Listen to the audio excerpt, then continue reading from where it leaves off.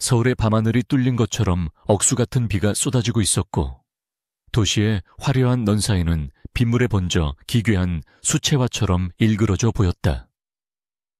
야근을 마치고 돌아오는 한서윤의 발걸음은 물먹은 솜처럼 무거웠으며 그녀의 낡은 구두 굽이 젖은 아스팔트 위를 위태롭게 두드리는 소리만이 골목길의 정적을 깨고 있었다. 턴그룹 전략기획실의 만년 대리로 일하는 그녀에게 오늘은 유난히 혹독한 하루였는데 상사의 부당한 지시와 동료들의 은근한 무시 속에서 그녀는 자신의 존재 가치를 끊임없이 증명해야만 했다. 우산살이 휘어질 듯 몰아치는 비바람은 마치 서윤의 지친 마음을 대변하는 듯했고 그녀는 얼른 따뜻한 물에 몸을 녹이고 싶은 생각뿐이었다. 집으로 향하는 지름길인 어두운 골목 어귀에 다다랐을 때 서윤은 무언가 이질적인 존재감을 감지하고 걸음을 멈췄는데 평소라면 쓰레기 봉투가 쌓여 있을 법한 자리에 거대한 검은 그림자가 웅크리고 있었다. 처음에는 취객이라 생각하여 무시하고 지나치려 했으나 코끝을 스치는 비릿한 냄새가 빗물 냄새와 섞여 묘한 불쾌감을 자아냈다. 그것은 분명한 피 냄새였고 서윤의 심장은 덜컥 내려앉는 것 같았지만 본능적인 호기심과 알 수 없는 의무감이 그녀의 발길을 그쪽으로 이끌었다. 가까이 다가가 휴대폰 조명을 비추자 고급 수트를 입었으나 처참하게 찢겨진 옷자락 사이로 붉은 선혈이 흐르는 한 남자의 모습이 드러났다. 남자는 의식을 잃은 듯 보였지만 그가 뿜어내는 기운은 쓰러져 있는 와중에도 날카롭고 위험해 보였으며 빗물에 젖은 검은 머리카락 사이로 보이는 얼굴은 창백했지만 조각처럼 수려했다. 서윤은 떨리는 손으로 남자의 목덜미에 손을 대어 맥박을 확인했는데 다행히 미약하게나마 규칙적인 박동이 느껴졌다. 신고를 해야 할지 잠시 망설였으나 남자의 허리춤에 언뜻 보이는 총상의 흔적과 그가 입고 있는 옷의 재질로 보아 평범한 사고가 아님을 직감했다. 경찰이나 병원에 연락했다가는 이 남자가 휘말린 위험한 상황에 자신까지 연루될 수 있다는 두려움이 엄습했으나 빗속에 그를 방치하면 죽을 것이 분명했다. 결국 서윤은 이를 악물고 남자를 부축해 일으키기로 결심했고 남자의 한쪽 팔을 자신의 어깨에 걸치자 묵직한 무게감이 전신을 짓눌러 왔다. 빗물과 피로 범벅이 된 남자의 몸은 생각보다 훨씬 단단하고 무거웠으며 서윤은 몇 번이나 비틀거리면서도 그를 끌다시피 하여 자신의 옥탑방으로 향하는 계단을 올랐다. 좁고 가파른 계단을 오르는 동안 서윤의 숨소리는 거칠어졌고 남자의 더운 숨결이 그녀의 목덜미에 닿을 때마다 소름이 돋는 듯한 긴장감이 흘렀다. 겨우 현관문을 열고 남자를 거실 바닥에 눕히자마자 서윤은 다리가 풀려 주저앉고 말았지만 곧바로 정신을 차리고 구급 상자를 찾아왔다. 서윤은 남자의 젖은 재킷과 셔츠를 조심스럽게 벗겨내기 시작했는데 드러난 남자의 상체는 끔찍한 상처들로 가득했지만 동시에 잘 단련된 근육들이 위협적인 아름다움을 뽐내고 있었다. 복부에 난 자상은 깊어 보였지만 다행히 장기까지 손상된 것 같지는 않았고 서윤은 익숙하지 않은 손놀림으로 지혈을 하고 소독약을 부으며 상처를 처치해 나갔다. 남자는 고통스러운 듯 미간을 찌푸리며 낮은 신음을 흘렸지만 눈을 뜨지는 않았고 서윤은 땀과 빗물로 젖은 자신의 이마를 닦아내며 묵묵히 붕대를 감았다. 그녀가 할 수 있는 최선의 응급처치를 마친 후 서윤은 젖은 수건으로 남자의 얼굴과 몸에 묻은 핏자국과 흙탕물을 닦아냈다. 수건이 지나간 자리에 드러난 남자의 얼굴은 묘하게 낯이 익으면서도 생경한 느낌을 주었는데 짙은 눈썹과 오똑한 코 그리고 굽게 담은 입술은 고집스러워 보이면서도 귀족적인 품위가 느껴졌다.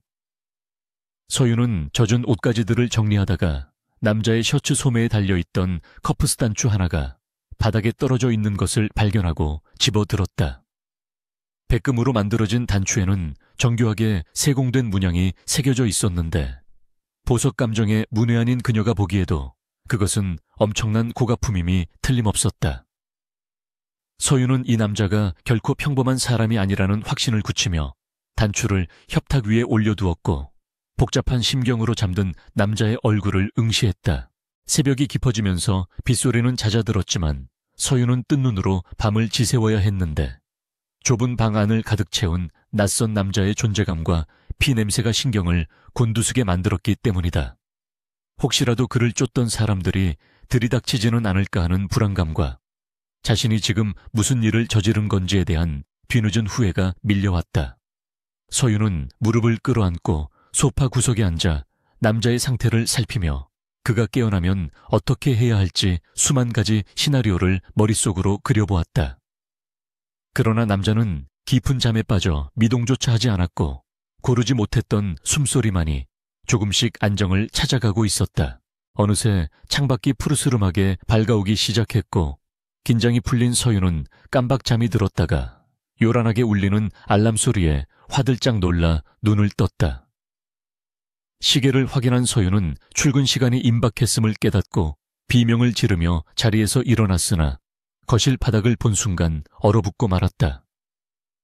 남자가 누워있던 자리에는 아무도 없었고 핏자국이 묻어있던 바닥은 말끔하게 닦여 있었으며 그녀가 덮어주었던 이불만이 가지런히 개어 있었다.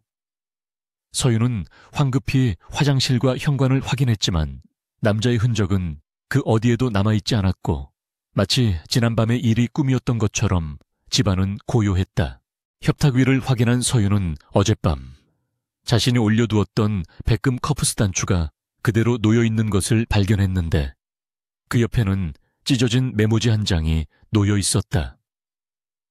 메모지에는 흔들리는 필체로 짧게 고맙다는 말만이 적혀 있었고 서윤은 허탈한 표정으로 그 메모와 단추를 번갈아 바라보았다.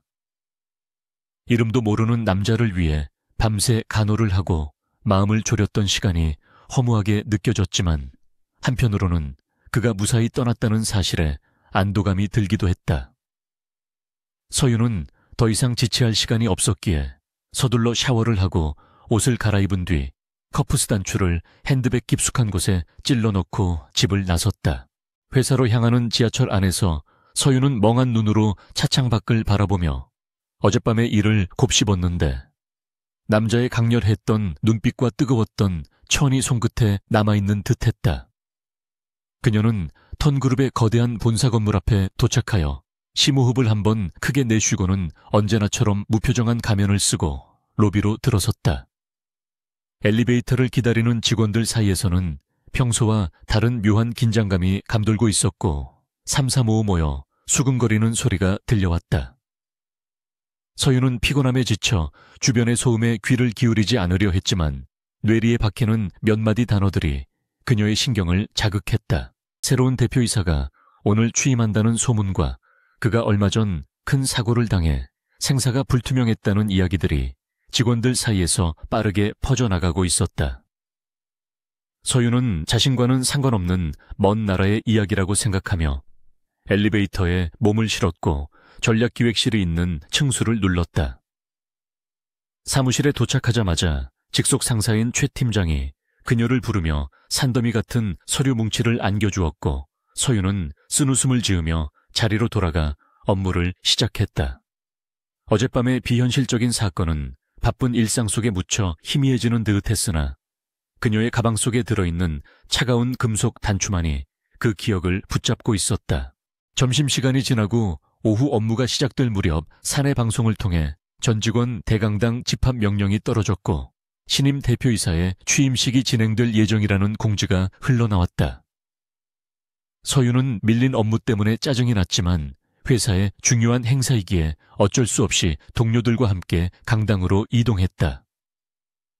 수많은 인파 속에서 서윤은 구석진 자리에 자리를 잡고 서서 하품을 참으며 무대 위를 바라보았는데 화려한 조명이 켜지고 사회자의 소개 멘트가 울려 퍼졌다. 웅장한 음악과 함께 무대 중앙으로 걸어 나오는 남자의 실루엣을 본 순간 서윤의 눈동자가 거칠게 흔들리기 시작했다. 말끔하게 넘긴 머리와 몸에 딱 맞는 최고급 수트.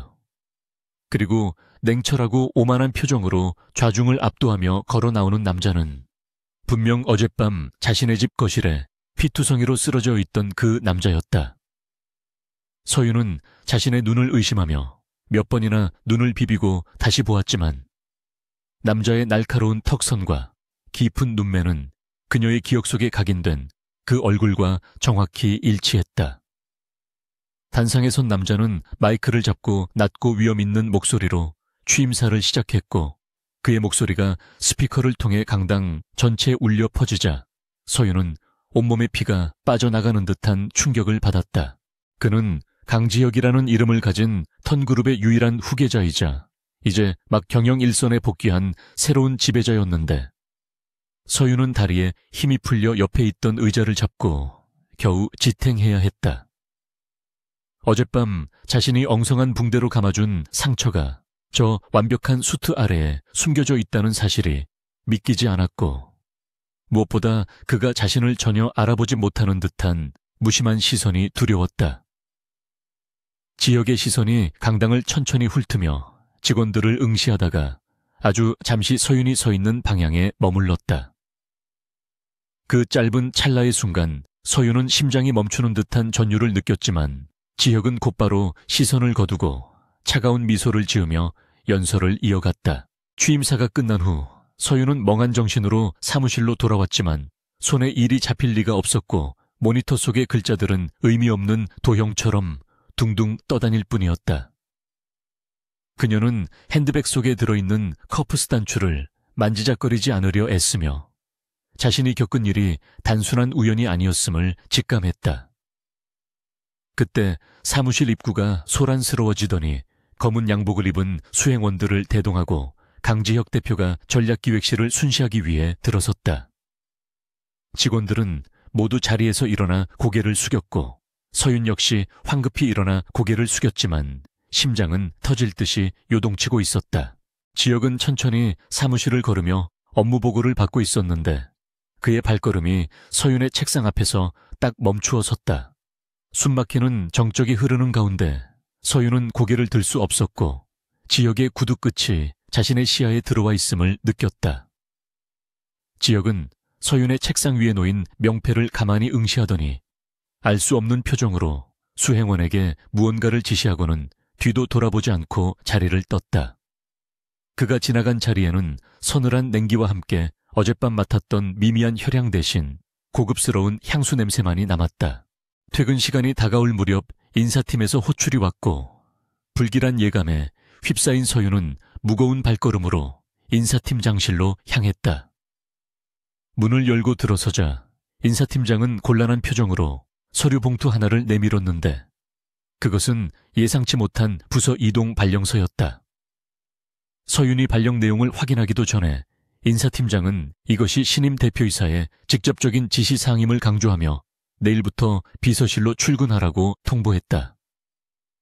서윤의 머릿속이 하얗게 변했고 이것이 자신을 기억하는 지역의 보은인지 아니면 입막음을 위한 경고인지 가늠할 수 없어 혼란스러웠다. 창밖에는 다시금 비가 내리기 시작했고 빗방울이 유리창을 때리는 소리가 마치 다가올 폭풍우를 예고하는 전쟁의 북소리처럼 들려왔다. 서윤은 손에 쥐어진 인사 발령서를 구겨질 듯 꽉 쥐며 어두운 창에 비친 자신의 창백한 얼굴을 바라보았다. 이제 평범하고 조용했던 그녀의 회사 생활은 끝이 났고 거대한 권력의 소용돌이 속으로 발을 내딛게 되었다는 사실을 받아들여야만 했다. 어젯밤의 선의가 그녀의 인생을 송두리째 뒤흔들기 시작했다는 것을 깨달으며 서윤은 깊은 한숨을 내쉬었다. 다음 날 아침 한서윤은 평소보다 훨씬 일찍 회사에 도착하여 최고 경영진만이 사용하는 50층으로 향하는 엘리베이터 앞에 섰는데 투명한 유리 너머로 내려다 보이는 서울 도심의 풍경은 아찔할 정도로 아름다웠지만 서윤의 손바닥은 긴장감으로 인해 축축하게 젖어 있었다. 어젯밤 자신에게 도움을 받았던 남자가 하루아침에 자신의 생사여탈권을 쥔 직속 상사가 되었다는 사실은 여전히 비현실적으로 느껴졌고 엘리베이터 숫자가 올라갈수록 심장 박동도 빨라졌다. 문이 열리고 차갑고 정제된 공기가 맴도는 비서실 로비에 발을 내디뎠을 때 그녀는 이곳이 아래층의 일반 사무실과는 전혀 다른 세계임을 직감할 수 있었다. 흐트러짐 없는 정장을 입은 직원들이 소리 없이 분주하게 움직이고 있었고 그들의 얼굴에는 하나같이 서슬퍼런 긴장감이 서려 있어 숨이 막힐 듯했다.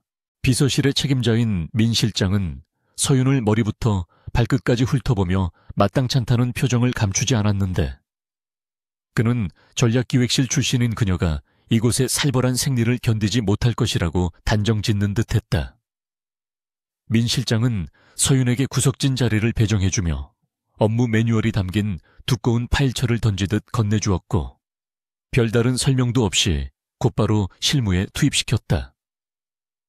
전화벨 소리와 타자기 두드리는 소리만이 가득한 삭막한 분위기 속에서 서윤은 정신을 차릴 틈도 없이 쏟아지는 업무들을 처리해야만 했다.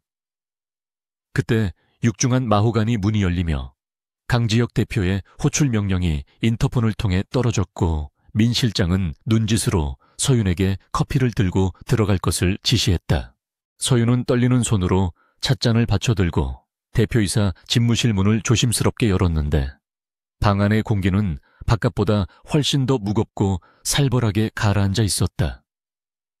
넓은 집무실 중앙에는 강지혁이 소파에 다리를 꼬고 앉아 있었고 그 앞에는 영업본부장이 무릎을 꿇고 애원하고 있는 기이하고도 충격적인 광경이 펼쳐지고 있었다. 지혁은 서윤이 들어온 것을 본체 만취하며 손에 들고 있던 서류 뭉치를 본부장의 면전에 거칠게 집어 던졌는데 종이들이 허공에 흩날리며 바닥으로 떨어지는 소리가 비명처럼 들렸다. 본부장의 얼굴은 사색이 되어 벌벌 떨고 있었고 서윤은 그 잔혹한 광경을 목격하며 어젯밤 빗속에서 고통스러워하던 남자의 모습과 눈앞의 냉혈한을 겹쳐보려 애썼으나 도저히 매치되지 않았다.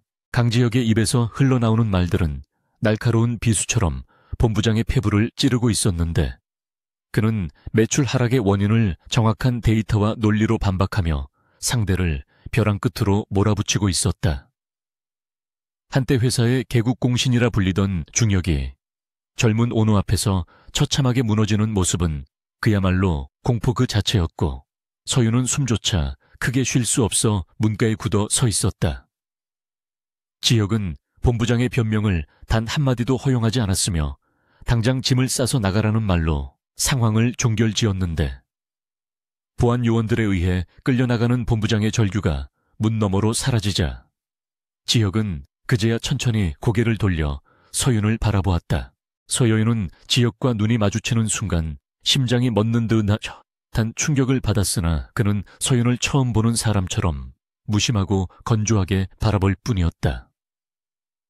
그의 눈동자에는 어젯밤의 기억이나 감사의 기색은 전혀 찾아볼 수 없었고 오직 차가운 경멸과 권태만이 담겨 있어 서윤을 당혹스럽게 만들었다. 지혁은 책상 위에 놓인 커피를 흘깃 보더니 차갑게 식었다며 그대로 쓰레기통에 쏟아버리고는 서윤에게 다가오라고 손짓했다. 서윤이 쭈뼛거리며 다가가자 그는 산더미처럼 쌓인 결제 서류들을 가리키며 30분 안에 중요도 순으로 분류하고 요약해서 보고하라는 터무니없는 지시를 내렸는데 그것은 명백히 그녀를 곤란하게 만들거나 제 발로 나가게 하려는 의도였다. 서윤은 억울함이 목구멍까지 차올랐지만 입술을 깨물며 서류들을 안고 자신의 자리로 돌아왔는데 지금 그녀가 할 수 있는 일은 실력을 증명하여 살아남는 것뿐이었다. 전략기획실에서 수년 동안 밤샘 근무를 하며 익힌 그녀의 분석 능력은 타의 추종을 불허하는 수준이었고 그녀는 놀라운 집중력을 발휘하여 서류들을 훑어나갔다. 단순한 분류가 아니라 각 안건의 핵심 리스크와 예상 수익을 빠르게 파악하여 포스트잇에 메모를 남기며 재구성하기 시작했다. 시간이 흐를수록 초조함보다는 오기가 생겼고 자신을 무시하는 강지혁에게 자신의 가치를 똑똑히 보여주고 싶다는 승부욕이 불타올랐다. 약속한 30분이 되자마자 서윤은 정리된 서류를 들고 다시 집무실로 들어갔는데 지혁은 시계를 확인하며 비릿한 웃음을 흘리고 있었다. 그는 서윤이 시간 안에 해내지 못했을 것이라 확신하며 질책할 준비를 하고 있었으나 서윤이 내민 결과물을 보고는 미미하게 눈썹을 꿈틀거렸다. 서류들은 완벽하게 분류되어 있었을 뿐만 아니라 그가 미처 발견하지 못했던 계약서에 독소 조항까지 붉은 펜으로 체크되어 있어 흠잡을 곳이 없었다. 지혁은 서류를 넘기는 손길을 멈추고 서윤을 올려다 보았는데 그의 깊은 눈빛에 처음으로 흥미로움이 스쳐 지나가는 것을 서윤은 놓치지 않았다. 지혁은 서류를 책상 위에 내려놓으며 서윤에게 몇 가지 날카로운 질문을 던졌지만 서윤은 막힘없이 대답하며 자신의 논리를 차분하게 펼쳐나갔다. 그녀의 당당한 태도에 지혁은 팔짱을 끼고 의자 깊숙이 몸을 기대며 그녀를 관찰하듯 응시했는데 마치 사냥감이 제법 쓸만하다는 것을 인정한 맹수의 눈빛 같았다. 그는 칭찬 대신 앞으로 실수하지 말라는 건조한 경고를 남겼지만 서윤은 그가 자신을 내치지 않을 것임을 직감하며 안도의 한숨을 삼켰다. 집무실을 나오는 서윤의 등 뒤로 지혁의 시선이 끈적하게 달라붙는 것이 느껴졌지만 그녀는 뒤돌아보지 않고 문을 닫았다. 점심시간이 되자 직원 식당은 온통 새로 부임한 대표이사의 횡포와 서윤에 대한 소문으로 시끌벅적했는데 사람들의 시선이 따가웠다. 사람들은 서윤이 하루아침에 비서실로 발령난 배경에 대해 온갖 추측을 쏟아내며 그녀를 힐끔거렸고 개 중에는 노골적으로 적대감을 드러내는 이들도 있었다. 서윤은 밥이 모래알처럼 느껴졌지만 억지로 숟가락을 뜨며 버텨냈는데 이토록 외로운 싸움이 될 줄은 몰랐기에 서글픔이 밀려왔다. 그때 식판을 정리하고 일어서려는 서윤의 앞에 중후한 인상의 중년 남성이 다가와 부드러운 미소를 지으며 말을 걸어왔다. 그는 지역의 작은아버지이자 그룹의 2인자인 최전무였는데 겉보기에는 인자한 이웃집 아저씨 같았지만 눈빛 깊은 곳에는 탐욕스러운 뱀이 도사리고 있었다. 최전무는 지혁의 건강을 걱정하는 척하며 서윤에게 지혁의 일거수일투족을 묻기 시작했고 특히 그가 기억 상실 증세를 보이지는 않는지 집요하게 캐물었다. 서윤은 본능적으로 이 남자가 지혁을 위협하는 적임을 감지하고 아무것도 모르는 순진한 직원인 척 연기하며 질문을 교묘하게 피했다. 그녀의 애매한 대답에 최 전무의 표정이 순간적으로 굳어졌지만 그는 곧 다시 웃으며 잘 부탁한다는 말을 남기고 사라졌다. 오후 업무는 더욱 고되었는데 지혁은 쉴 새 없이 서윤을 호출하여 자질구레한 심부름부터 복잡한 번역 업무까지 시키며 그녀를 한계까지 몰아붙였다. 해가 지고 직원들이 하나둘 퇴근할 무렵 지혁은 갑자기 서윤을 불러 진통제를 사오라고 지시했고 목소리에는 고통이 묻어 있었다. 약을 사서 들어온 서윤은 지혁이 책상에 엎드려 식은땀을 흘리고 있는 모습을 보고 깜짝 놀라 다가갔다. 그가 고통스러워하며 움켜쥐고 있는 옆구리는 어젯밤 그녀가 붕대를 감아주었던 바로 그 부위였고 붉은 핏물이 흰 셔츠 위로 살짝 배어나오고 있었다. 서윤이 걱정스러운 마음에 손을 뻗어 그를 부축하려 하자 지혁은 거칠게 그녀의 손을 뿌리치며 짐승처럼 으르렁거렸다. 그는 자신의 몸에 손대지 말라고 경고하며 핏발선 눈으로 서윤을 노려보았는데 그 눈빛은 거부라기보다는 처절한 자기 방어에 가까웠다. 서윤은 무안함과 안타까움이 뒤섞인 감정으로 물러서며 약과 물을 책상 위에 조용히 올려두었다. 지혁은 거친 숨을 몰아쉬며 약을 삼켰고 잠시 후 진정이 되자 다시 차가운 가면을 쓰고 서윤에게 당장 퇴근하라고 명령했다. 텅 빈 사무실을 나서며 서윤은 엘리베이터 거울 속에 비친 자신의 지친 얼굴을 마주했는데 하루가 1년처럼 길게 느껴졌다. 그녀는 핸드백 속에 커프스 단추를 만지작거리지 않기 위해 주먹을 꽉 쥐었고 강지혁이라는 남자가 품고 있는 거대한 비밀과 위험에 이미 깊숙이 발을 들여놓았음을 깨달았다. 건물 로비를 빠져나와 차가운 밤 공기를 들이마시자 머리가 조금 맑아지는 듯 했으나 등 뒤에서 느껴지는 서늘한 시선은 여전했다. 어둠 속에서 누군가 자신을 지켜보고 있다는 불길한 예감이 들었지만 서윤은 애써 무시하며 발걸음을 재촉했다. 한편 고층 집무실 창가에 서서 멀어지는 서윤의 뒷모습을 내려다보는 지혁의 손에는 서윤이 주고 간 진통제가 들려 있었다. 그는 고통을 참아내며 입가에 자조적인 미소를 띄었는데 어젯밤 자신을 구해준 여자를 자신의 가장 위험한 전장에 끌어들인 것에 대한 죄책감과 안도감이 동시에 밀려왔기 때문이다. 그는 아직 서윤에게 자신이 기억을 되찾았다는 사실을 알릴 수 없었는데 그녀가 자신의 약점이 되는 순간 적들은 그녀를 가장 먼저 노릴 것이 분명했다. 지혁은 어둠 속으로 사라지는 그녀를 끝까지 지켜보며 반드시 그녀를 지키고야 말겠다고 다짐했다. 다음 날 아침 출근한 서윤의 책상 위에는 밀봉된 검은색 상자 하나가 놓여 있었는데 발신인은 없었지만 누가 보낸 것인지는 직감할 수 있었다. 상자 안에는 도청이 방지된 특수 스마트폰과 정체를 알 수 없는 열쇠 하나가 들어있었고 바닥에는 짧은 메모가 남겨져 있었다. 메모에는 오늘 밤 9시 지정된 장소로 올 것, 질문은 허용하지 않는다. 라는 지역의 필체가 적혀 있었는데 이는 단순한 업무 지시가 아니라 본격적인 작전의 시작을 알리는 신호탄이었다. 서윤은 차가운 열쇠를 손에 쥐며 심장이 다시금 빠르게 뛰기 시작하는 것을 느꼈다. 지정된 장소는 강남 한복판에 위치한 최고급 오피스텔이었는데 한서윤은 손에 땀을 쥐게 하는 긴장감 속에서 카드키를 단말기에 접촉했다. 엘리베이터가 최상층인 펜트하우스에 도착하여 문이 열리자 어둠 속에 잠긴 거실이 드러났고 통유리 너머로 서울의 야경이 보석처럼 반짝이고 있었다. 정막만이 감도는 넓은 공간 한가운데 가죽 소파에 깊숙이 몸을 파묻고 앉아있는 강지혁의 실루엣이 보였는데 그는 회사에서의 단정한 모습과는 달리 셔츠 단추를 풀어헤친 채 위스키 잔을 기울이고 있었다. 서윤이 조심스럽게 안으로 들어서르자 그는 고개도 돌리지 않은 채 낮고 건조한 목소리로 시간 약속 하나는 철저하다며 비꼬는 듯한 칭찬을 건넸다. 서윤은 마른 침을 삼키며 그의 맞은편에 섰고 지혁은 천천히 몸을 일으켜 테이블 위에 놓인 두꺼운 태블릿 PC와 서류 더미를 턱으로 가리켰다. 그는 이것이 턴건설의 지난 5년간 자금 흐름이라며 내일 아침 해가 뜨기 전까지 이 안에 숨겨진 비자금 조성 루트를 찾아내라고 명령했다. 그것은 전문 회계팀이 달라붙어도 며칠은 걸릴 방대한 분량이었기에 서윤은 황당한 표정으로 그를 쳐다보았지만 지혁의 눈빛은 한치의 장난기도 없이 서늘하게 빛나고 있었다.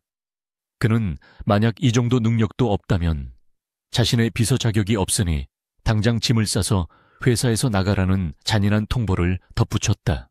억울함과 오기가 동시에 치밀어 오른 서윤은 아무 말 없이 소파 맞은편 바닥에 앉아 서류를 펼치기 시작했고 태블릿 화면을 빠르게 넘기며 숫자의 숲을 헤쳐나갔다. 전략기획실에서 수년간 온갖 잡무와 데이터 분석을 도맡아 하며 키워온 그녀의 감각이 빛을 발하기 시작했는데 그녀는 단순한 수치의 나열 속에서 미세한 불협화음을 감지해냈다. 자재 구매 비용이 특정 시기마다 비정상적으로 부풀려져 있다는 사실과 그 거래처들이 모두 해외에 페이퍼 컴퍼니를 두고 있다는 공통점을 발견한 것이다. 서윤은 시간이 흐르는 것도 잊은 채 머리칼을 쓸어 넘기며 분석에 몰두했고 볼펜을 쥔 손에는 힘이 들어가 하얗게 질려 있었다. 지혁은 위스키 잔을 손에 든 채 일에 열중하는 서윤의 모습을 말없이 응시하고 있었는데 그의 눈동자에는 복잡한 감정이 일렁이고 있었다. 사실 그는 그날 밤 빗속에서 자신을 구해준 여자가 누구인지 정확히 기억하고 있었고 그녀의 따뜻했던 손길과 걱정스런 눈빛이 뇌리에 깊이 박혀 있었다. 하지만 지금 자신의 처지는 벼랑 끝에 몰린 맹수와 같아서 섣불리 감정을 드러내거나 약점을 보일 수는 없었기에 일부러 그녀를 혹독하게 몰아붙이고 있었다. 그녀가 단순히 착한 여자에 불과하다면 이 위험한 전장에서 살아남을 수 없으므로 그는 서윤이 자신의 곁에 설 만한 칼인지 확인해야만 했다.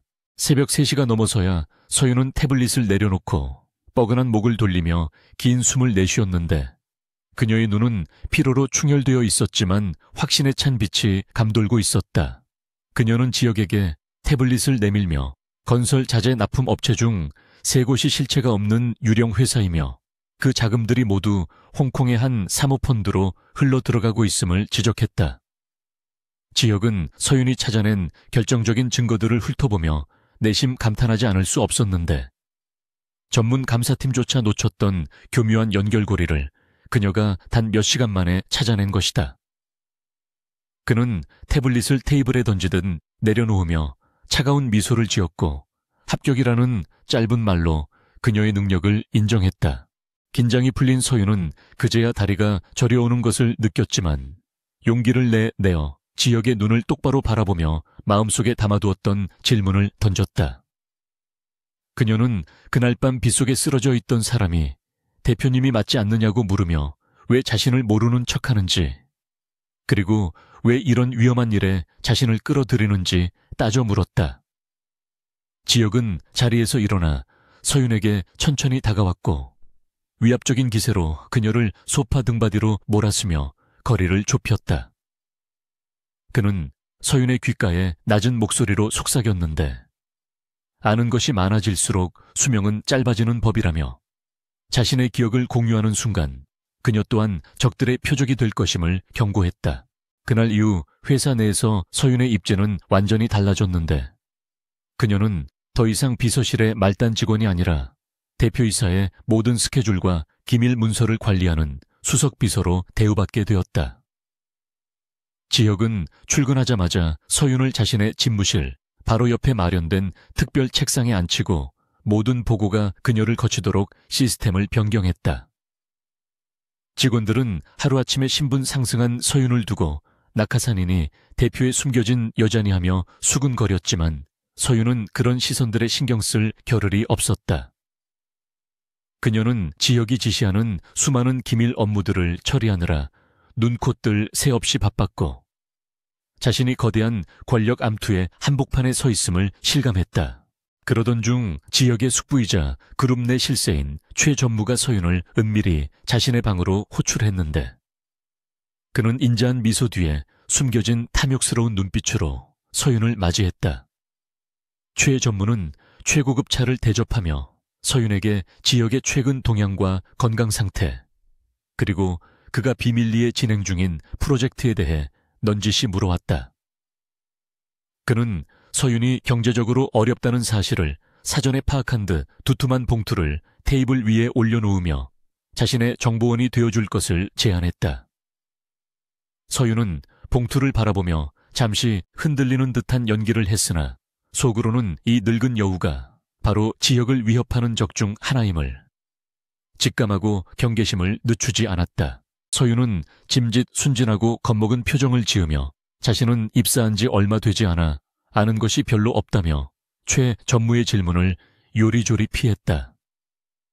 그녀는 지역이 매일 야근하며 서류만 검토할 뿐 특별한 행동은 보이지 않는다고 거짓 정보를 흘렸고 최 전무는 미심쩍어 하면서도 그녀의 어수룩한 태도에 속아 넘어가는 눈치였다. 방을 나온 서윤은 곧바로 지역에게 달려가 최 전무와의 대화 내용을 토시 하나 빠뜨리지 않고 보고했는데 그녀의 손은 긴장으로 인해 가늘게 떨리고 있었다. 지역은 보고를 듣는 내내 무표정한 얼굴이었지만 서윤이 봉투를 거절하고 나왔다는 대목에서는 입꼬리가 살짝 올라갔다. 지역은 서윤의 충성심을 확인한 듯 서랍에서 벨벳 케이스를 꺼내어 그녀에게 건넸는데 그 안에는 최신형 스마트워치가 들어있었다. 그는 이것이 단순한 시계가 아니라 위급 상황 시 자신의 위치를 전송하고 녹음까지 가능한 특수 장비라고 설명하며 항상 착용할 것을 당부했다. 서윤이 시계를 손목에 차는 동안 지혁의 손가락이 스치듯 그녀의 피부에 닿았고 순간 묘한 전류가 흐르는 듯한 침묵이 두 사람 사이를 감쌌다.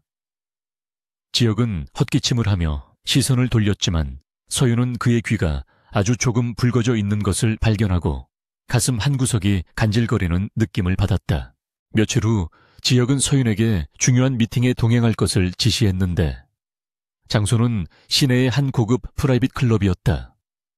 지혁은 서윤에게 평소의 정장 대신 세련된 이브닝 드레스를 입히고 완벽하게 꾸며진 모습으로 변신시켰는데 거울 속에 비친 자신의 낯선 모습에 서윤은 쑥스러움을 감추지 못했다. 클럽에 도착하자 정재계의 거물들이 모여 있었고 지혁은 자연스럽게 서윤을 자신의 파트너로 소개하며 사교계의 중심부로 파고들었다. 서윤은 화려한 조명과 웃음소리 뒤에 숨겨진 칼날들을 느끼며 지혁의 팔짱을 낀 손에 힘을 주었고 지혁은 그런 그녀를 안심시키듯 부드럽게 감싸 안았다. 파티가 무르익을 무렵 지혁은 서윤에게 잠시 자리를 비우라고 눈짓을 보냈는데 이는 사전에 약속된 신호였다. 서윤은 화장실을 가는 척하며 클럽의 보안구역으로 몰래 잠입했고 지혁이 미리 알려준 비밀번호를 이용해 서버실 문을 열었다. 심장이 터질 듯이 뛰었지만 그녀는 침착하게 USB를 서버에 꽂고 최 전무의 비자금 장부가 담긴 데이터를 복사하기 시작했다. 화면의 진행바가 천천히 차오르는 동안 복도에서 발소리가 들려왔고 서윤은 숨을 죽이며 책상 아래로 몸을 숨겼다. 경비원이 문을 열고 안을 훑어보는 긴박한 순간 서윤은 입을 틀어막고 공포에 떨었지만 다행히 경비원은 이상을 감지하지 못하고 돌아나갔다. 무사히 데이터를 확보한 서윤이 파티장으로 돌아왔을 때 지혁은 여유로운 표정으로 사람들과 담소를 나누고 있었지만 그녀를 보자마자 눈빛으로 안부를 물었다. 서윤이 미세하게 고개를 끄덕이자 지혁은 만족스러운 듯 잔을 들어 올렸고 두 사람만이 아는 비밀스러운 교감이 오갔다. 집으로 돌아가는 차 안에서 지혁은 피곤에 지친 서윤에게 수고했다는 말을 건넸는데 처음으로 들려주는 따뜻한 목소리였다. 서윤은 차창 밖으로 스쳐 지나가는 서울의 야경을 바라보며 자신이 더 이상 평범한 회사원으로 돌아갈 수 없음을 깨달았지만 후회는 없었다. 그녀는 이미 강지혁이라는 위험한 남자의 세계에 깊이 발을 들여놓았고 그와 함께 끝까지 가보고 싶다는 욕망이 꿈틀거리고 있었다. 다음 날 출근한 서윤의 책상 위에는 낯선 꽃바구니가 놓여 있었는데 발신인은 적혀 있지 않았지만 꽃 속에 숨겨진 카드를 본 순간 서윤의 표정이 굳어졌다. 카드에는 어젯밤의 일은 잊지 않겠다. 조심하라 라는 섬뜩한 경고 문구가 적혀 있었고 그것은 최 전무가 보낸 것임이 분명했다. 서윤은 등골이 서늘해지는 공포를 느꼈지만 곧바로 지혁의 집무실로 들어가 카드를 보여주었다. 지혁은 카드를 갈기갈기 찢어 쓰레기통에 버리며 이제 본격적인 전쟁이 시작되었음을 선언했다. 그는 서윤의 어깨를 단단히 잡으며 어떤 일이 있어도 자신이 지켜줄 테니 두려워하지 말라고 말했고 그 순간 서윤은 그를 위해 목숨도 걸 수 있을 것 같은 벅찬 감정을 느꼈다. 턴그룹의 사활이 걸린 너시티 프로젝트. 입찰 마감일이 다가오면서 전략기획실과 비서실은 그야말로 전시 상황을 방불케 하는 긴장감에 휩싸여 있었다. 한서윤은 며칠째 집에도 들어가지 못한 채 회사 근처 사우나에서 쪽잠을 자며 방대한 양의 입찰 제안서와 부속 서류들을 검토하고 수정하는 작업을 반복하고 있었다. 강지현옥 대표는 완벽주의자답게 토시 하나 틀리는 것을 용납하지 않았고 서윤은 그의 까다로운 기준을 맞추기 위해 눈이 빠질 정도로 모니터를 들여다보며 데이터를 분석했다. 사무실의 다른 직원들은 이미 퇴근하거나 휴게실에서 기절하듯 잠들어 있었지만 서윤의 자리는 여전히 스탠드 불빛이 환하게 켜져 있었고 그녀의 손가락은 키보드 위를 쉴 새 없이 날아다니고 있었다. 새벽 2시가 넘어갈 무렵 서윤은 자재 수급 계획표를 검토하던 중 미세하게 어긋나는 수치들을 발견하고 미간을 찌푸렸는데 그것은 아주 교묘하게 조작된 숫자들의 장난이었다. 특정 항만 물류 업체인 해운에 지급되는 운송비가 시세보다 터무니없이 높게 책정되어 있었고 그 차액이 복잡한 과정을 거쳐 페이퍼 컴퍼니로 흘러 들어가고 있었다. 서윤은 떨리는 손으로 마우스를 클릭하며 해운의 등기부 등본과 이사진 명단을 추적하기 시작했고 그 끝에는 예상대로 최 전무의 처남 이름이 떡하니 올라와 있었다. 이것은 단순한 횡령을 넘어 이번 입찰 프로젝트 자체를 위태롭게 만들 수 있는 거대한 비리의 증거였으며 최 전무가 회사의 자금을 빼돌려 자신의 세력을 불리고 있다는 명백한 물증이었다. 서윤은 심장이 터질 듯이 뛰는 것을 느끼며 발견한 자료들을 모두 암호화된 USB에 복사하기 시작했는데, 이 사실이 알려지면 자신의 목숨이 위험해질 수도 있다는 공포가 엄습했다. 하지만 지혁이 밤낮으로 공들여 준비한 프로젝트가 최전무의 탐욕 때문에 물거품이 되는 것을 지켜볼 수만은 없었기에 그녀는 용기를 내어 증거를 확보하기로 결심했다. 복사가 완료되자마자 그녀는 USB를 핸드백 깊숙한 곳 안주머니에 넣고 주변을 정리한 뒤 서둘러 사무실을 빠져나왔다. 복도의 불은 대부분 꺼져 있었고 비상구 유도등만이 기괴한 녹색빛을 내뿜으며 고요한 복도를 비추고 있었는데, 그녀의 구두 소리가 유난히 크게 울려 퍼져 등골을 서늘하게 만들었다. 엘리베이터를 타고 지하 4층 주차장으로 내려가는 동안 서윤은 수시로 뒤를 돌아보며 누군가 자신을 미행하는 것은 아닌지 확인했는데, 거울 속에 비친 자신의 얼굴은 창백하게 질려 있었다. 띵하는 소리와 함께 엘리베이터 문이 열리고 습하고 차가운 지하 주차장의 공기가 훅 끼쳐오자 그녀는 옷깃을 여미며 자신의 차가 주차된 기둥 쪽으로 발걸음을 재촉했다.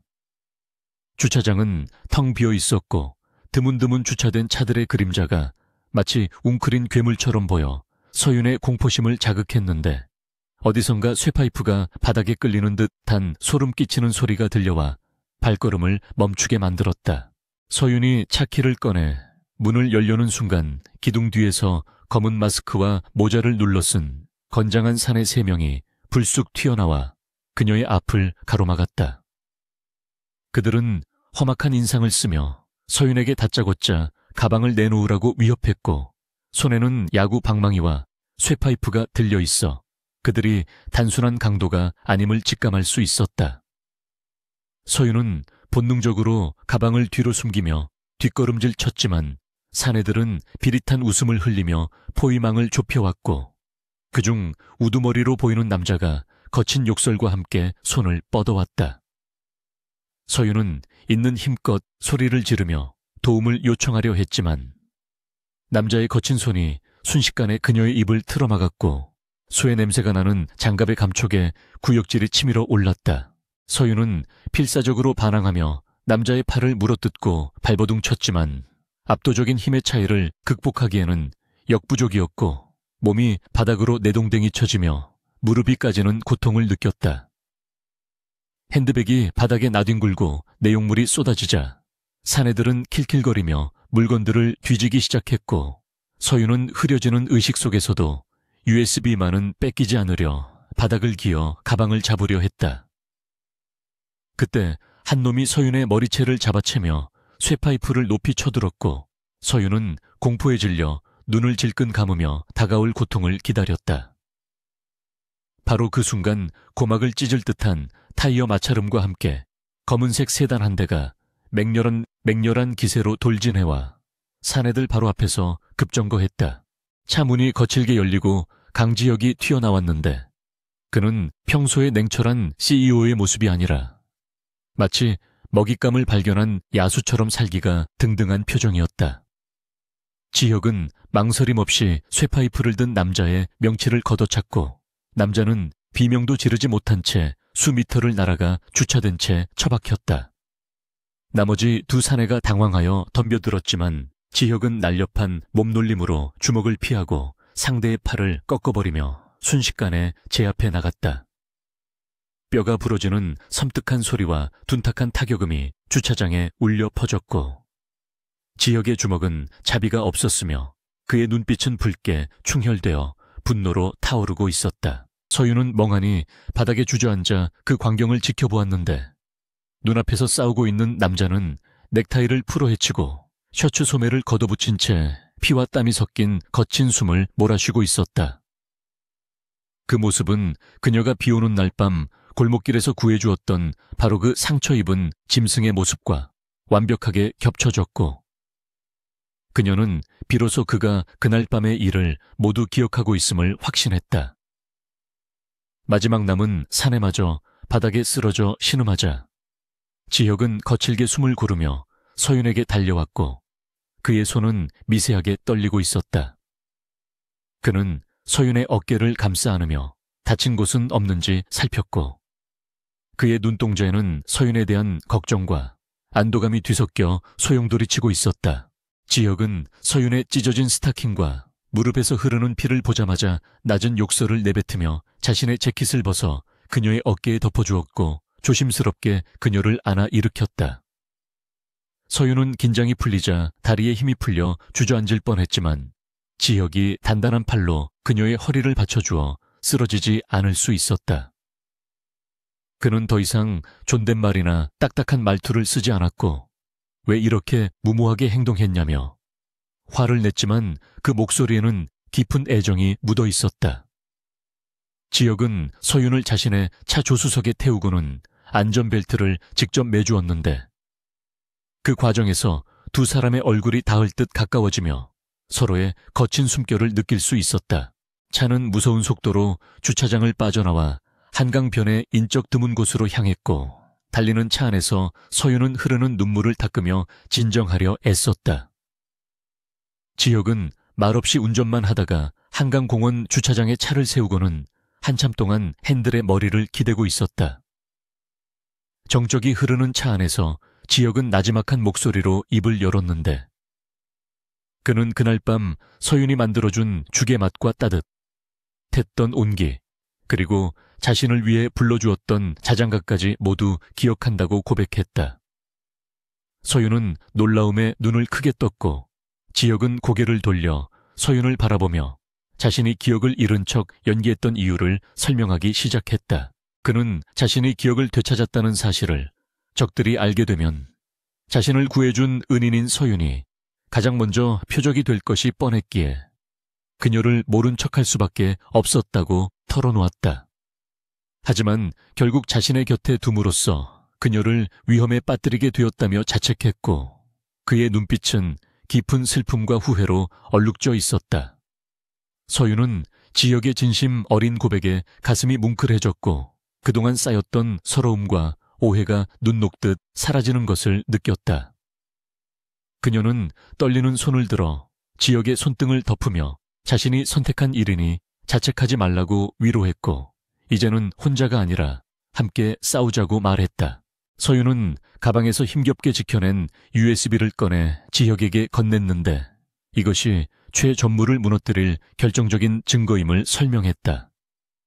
지혁은 USB를 받아들고 믿을 수 없다는 표정으로 서윤을 바라보았는데 전문 조사팀도 찾아내지 못한 증거를 그녀가 해냈다는 사실에 경이로움을 표했다. 그는 서윤의 이마에 흐트러진 머리카락을 넘겨주며 이제부터는 자신이 전면에 나서서 모든 것을 끝내겠다고 다짐했고 서윤에게는 더 이상 위험한 일에 나서지 말라고 당부했다. 하지만 서윤은 고개를 저으며 끝까지 그를 돕겠다고 고집을 피웠고 지혁은 그런 그녀의 강단 있는 모습에 옅은 미소를 지을 수밖에 없었다. 지혁은 차 뒷좌석에서 구급 상자를 꺼내 서윤의 무릎 상처를 소독해주기 시작했는데 투박한 손길이지만 그 어느 때보다 조심스럽고 다정했다. 약을 바르고 밴드를 붙이는 동안 서윤은 지혁의 정수리를 내려다보며 그가 짊어지고 있는 왕관의 무게와 고독을 이해하게 되었고 그를 지켜주고 싶다는 마음이 더욱 커졌다. 치료를 마친 지혁이 고개를 들자 두 사람의 시선이 허공에서 얽혔고 좁은 차 안에는 묘한 기류가 흘렀다. 지혁은 서윤의 뺨을 조심스럽게 어루만지며 그녀의 눈가에 맺힌 눈물을 엄지로 닦아주었고 서윤은 그의 손길에 얼굴을 기대며 눈을 감았다. 지혁은 서윤을 집까지 데려다주는 대신 보안이 철저한 자신의 펜트하우스로 데려갔는데 오늘 밤은 혼자 두기 불안하다는 것이 이유였다.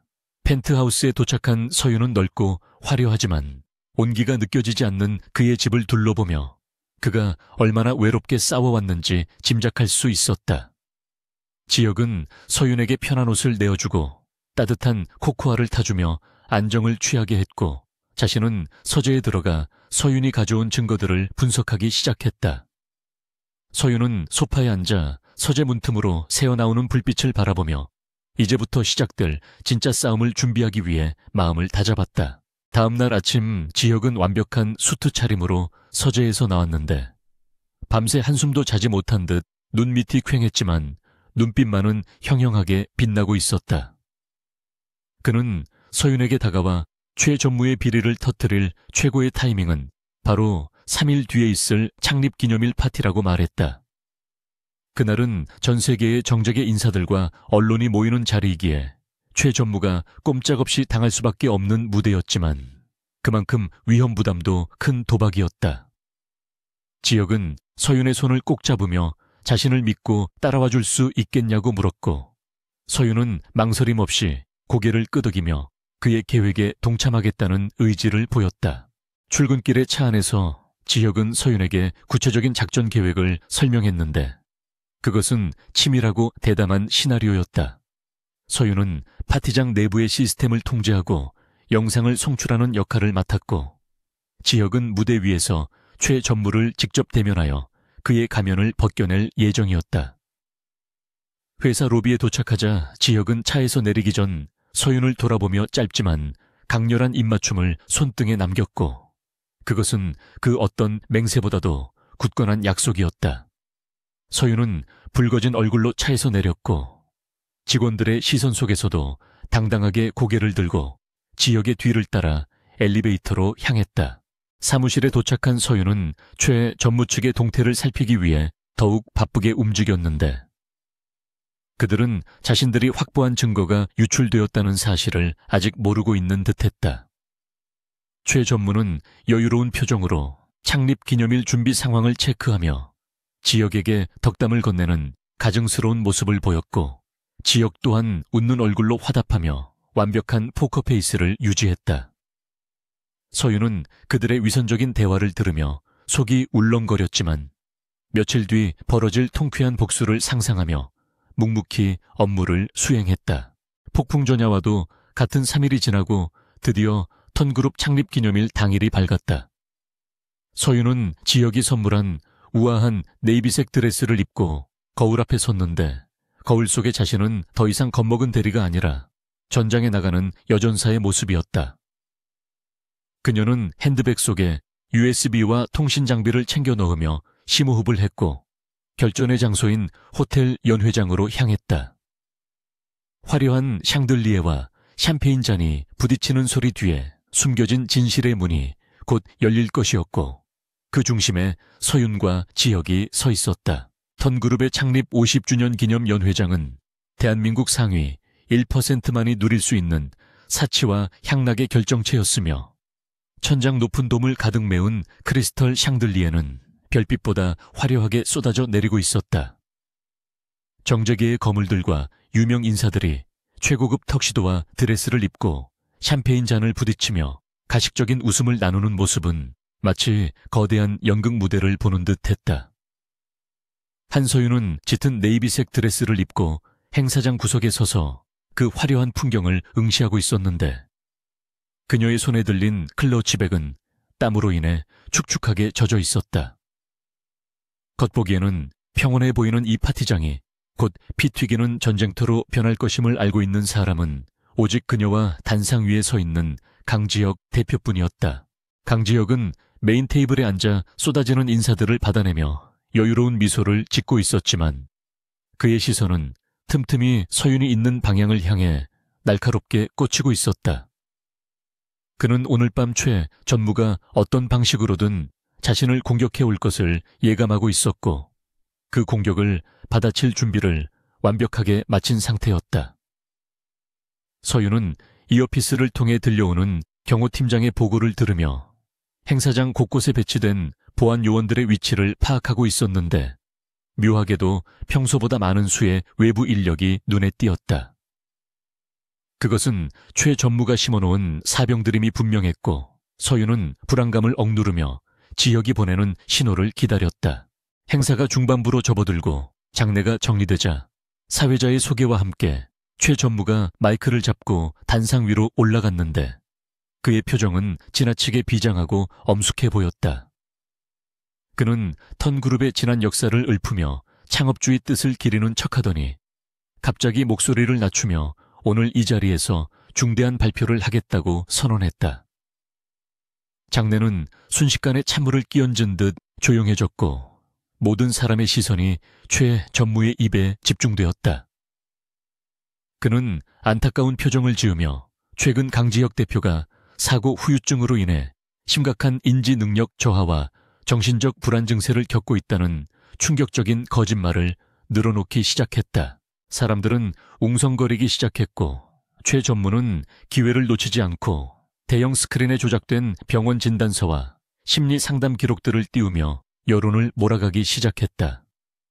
그는 지역이 정상적인 경영 판단을 내릴 수 없는 상태이며 이를 틈타 비서실의 특정 직원이 그를 조종하여 회사의 자금을 횡령하고 있다는 끔찍한 누명을 씌웠다. 스크린에는 서윤의 인사기록 카드와 조작된 계좌 내역이 대문짝만하게 실렸고 순식간에 수백 개의 눈동자가 서윤을 향해 비난의 화살을 쏘아댔다.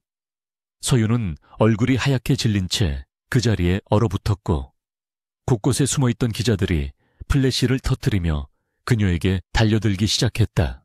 최 전무는 여기서 멈추지 않고 지역과 서윤이 부적절한 관계를 맺고 있으며 서윤이 미인계로 판단력이 흐려진 지역을 유혹해 그룹을 장악하려 한다는 막장 드라마 같은 시나리오를 읊어댔다. 장내는 경악과 비난의 목소리로 가득 찼고 주주들은 지역에게 해명을 요구하며 고함을 질렀다. 서윤은 쏟아지는 플래시 세례와 모욕적인 질문들 속에서 현기증을 느꼈지만 단상 위에 서 있는 지역이 흔들리지 않고 자신을 바라보고 있는 것을 발견하고 정신을 차렸다. 지역은 눈빛으로 지금 움직이라는 신호를 보내고 있었고 서윤은 입술을 깨물며 몰려드는 기자들을 뚫고 행사장 뒷문으로 몸을 피했다. 서윤은 찢어질 듯한 드레스 자락을 움켜쥐고 호텔 복도를 질주했는데 그녀의 목표는 연 회장의 모든 시스템을 통제하는 메인 컨트롤 룸이었다. 최 전무가 심어놓은 사내들이 그녀를 쫓아오고 있었지만 미리 배치된 지역의 경호원들이 그들을 막아선 덕분에 그녀는 간신히 추격을 따돌릴 수 있었다. 컨트롤 룸 앞에 도착한 서윤은 심호흡을 한번 하고 떨리는 손으로 보안 카드를 단말기에 갖다 대었으나 문은 열리지 않았다. 최 전무 측에서 이미 시스템 접근 권한을 변경해 놓은 것이 분명했고 서윤은 당황하여 식은땀을 흘리며 다른 방법을 찾아야 했다. 그때 지역이 선물했던 스마트워치에서 진동이 울렸고 해킹 전문가인 조력자로부터 비상 코드가 전송되어 왔다. 서윤은 침착하게 코드를 입력하고 수동 잠금 장치를 해제한 뒤 컨트롤 룸 안으로 들어가는데 성공했다. 방 안에는 최 전무에게 매수된 직원이 영상을 송출하고 있었는데 그는 서윤이 들어오자 놀라서 자리에서 일어났다. 서윤은 망설임 없이 핸드백에 들어있던 전기 충격기를 꺼내 그를 제압했고 기절한 직원을 의자에서 끌어내린 뒤 메인 콘솔 앞에 앉았다. 그녀의 손가락은 피아노 건반을 두드리듯 빠르게 키보드를 타격하며 최 전무가 준비한 영상을 차단하고 지역이 건네준 USB의 내용을 로드하기 시작했다. 다시 연 회장으로 시점을 돌리면 최 전무는 승리에 도취되어 지역에게 대표이사직 사퇴를 종용하고 있었고 분위기는 지역에게 절대적으로 불리하게 돌아가고 있었다. 지역은 아무런 변명도 하지 않고 묵묵히 그 모욕을 견디고 있었는데 그의 침묵을 긍정의 의미로 받아들인 이사회 멤버들은 혀를 차며 등을 돌리고 있었다. 최 전무는 회심의 미소를 지으며 마지막 결정타로 지역이 마약에 손을 댔다는 허위 증거 영상을 재생하라고 소리쳤다. 스크린이 잠시 암전되었다가 다시 켜지는 순간 장내에는 숨막히는 정적이 흘렀고 최 전무의 얼굴은 사색이 되어 굳어졌다. 화면에 나온 것은 지역의 영상이 아니라 최 전무가 신복에게 지역의 차량 브레이크를 조작하라고 지시하는 블랙박스 영상이었다. 영상 속에서 최 전무는 지역이 죽어야만 자신이 회장 자리에 오를 수 있다며 섬뜩한 사례를 드러내고 있었고 그 목소리는 고성능 스피커를 통해 연 회장 구석구석까지 선명하게 울려 퍼졌다. 사람들은 경악을 금치 못하며 입을 틀어막았고 최 전무는 당황하여 소리를 지르며 영상을 끄라고 발악했다. 하지만 영상은 멈추지 않고 이어져 페이퍼 컴퍼니를 통한 자금 세탁 내역과 정치권 로비 장부까지 낱낱이 공개되었다.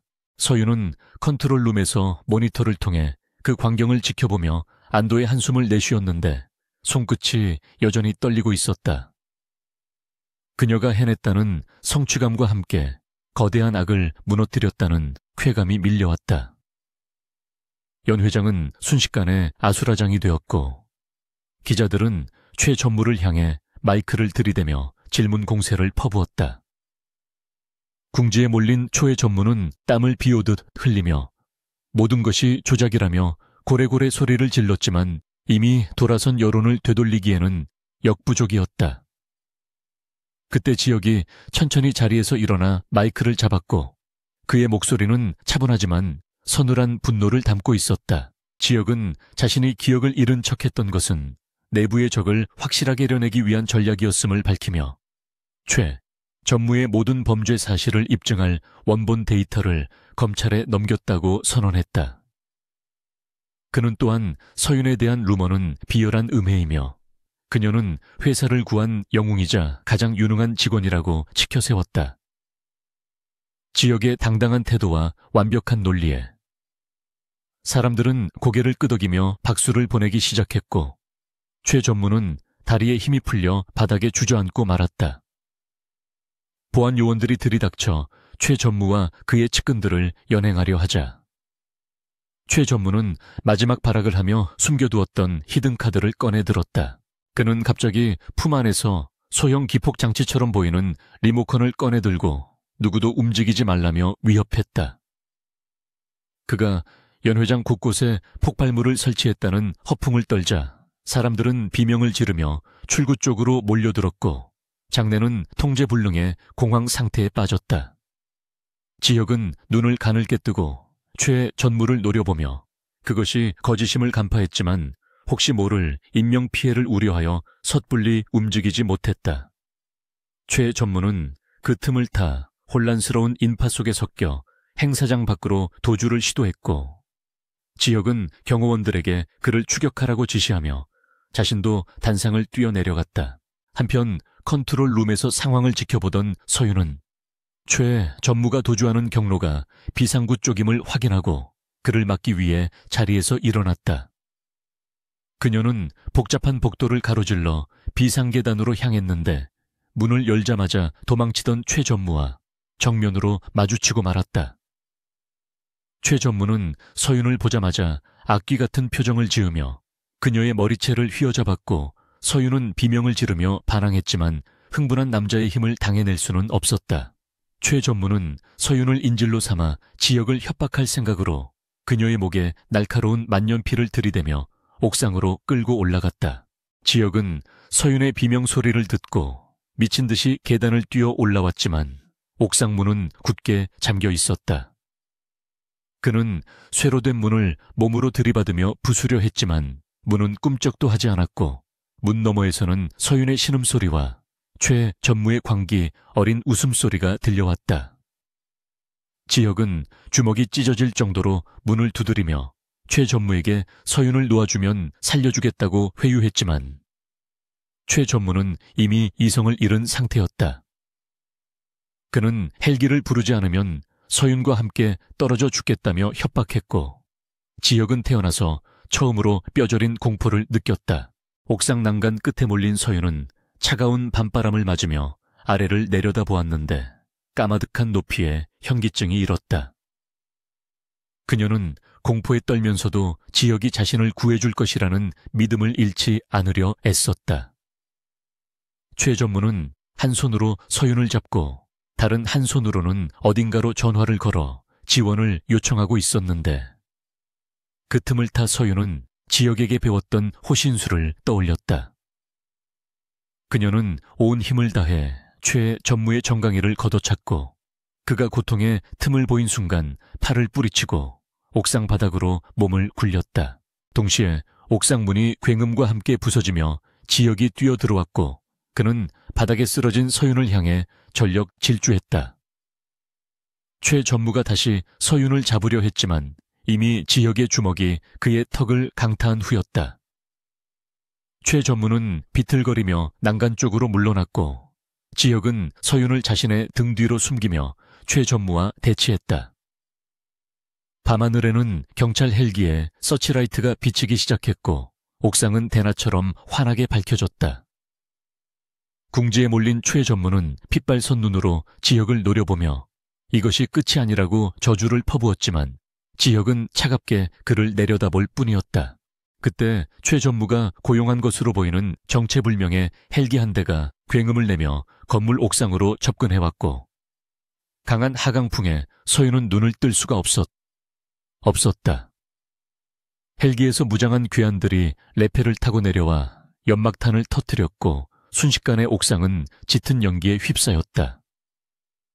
지혁은 서윤을 꽉 끌어안고 바닥에 엎드려 그녀를 보호했고 총성이 몇 발 울려 퍼졌다.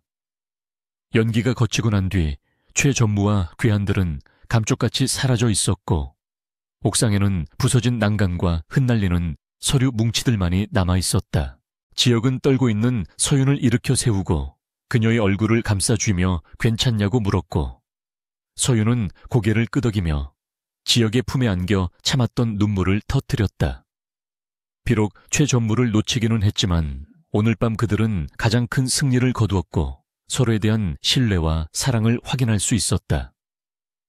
지혁은 서윤의 머리를 쓰다듬으며 도망친 최 전무를 지구 끝까지 쫓아가서라도 잡겠다고 다짐했다.